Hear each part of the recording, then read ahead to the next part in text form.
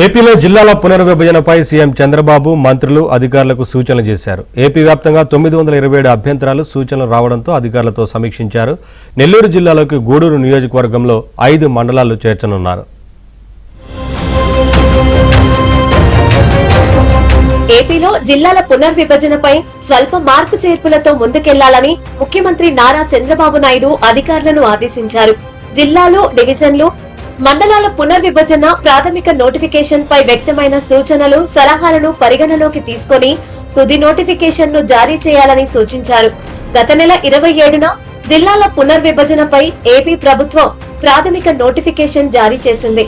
కొత్తగా 3 జిల్లాలు, 5 రెవెన్యూ డివిజన్ల ఏర్పాటుతో సహా వివిధ మార్పులపై నోటిఫికేషన్ విడుదల కాగా దీనిపై నెల రోజుల పాటు ప్రభుత్వం అభ్యంతరాలను స్వీకరించింది.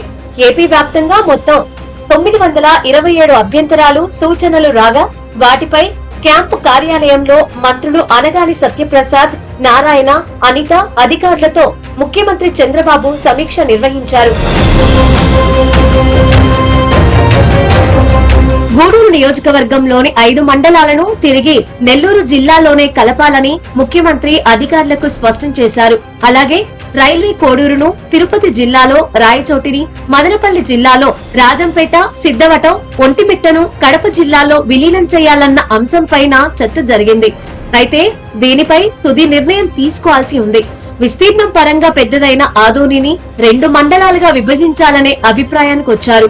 మరోవైపు అనకాపల్లి జిల్లాలోని నక్కపల్లి డివిజన్ కు బదులుగా అడ్డరోడ్డు జంక్షన్ డివిజన్ ను ఏర్పాటు చేయాలని నిర్దేశించారు.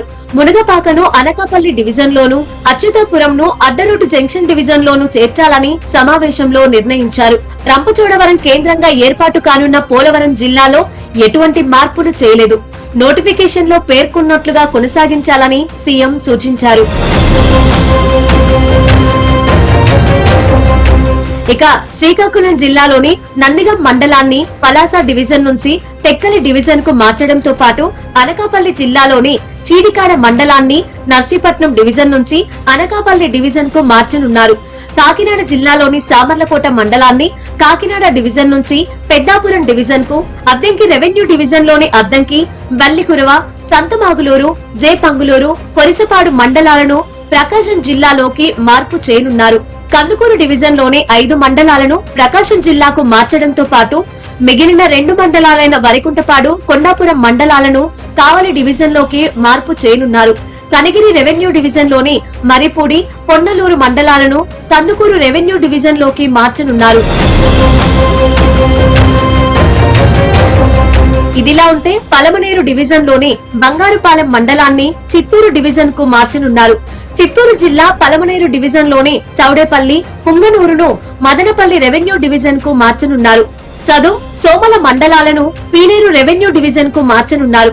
సత్యసాయి జిల్లాలో కొత్తగా మడకసిర డివిజన్ ను ఏర్పాటు చేయడంతో పాటు కదిరి రెవెన్యూ డివిజన్ లోని ఆమదగురు మండలాన్ని పుటపర్తి రెవెన్యూ డివిజన్ లో విలీనం చేయనున్నారు.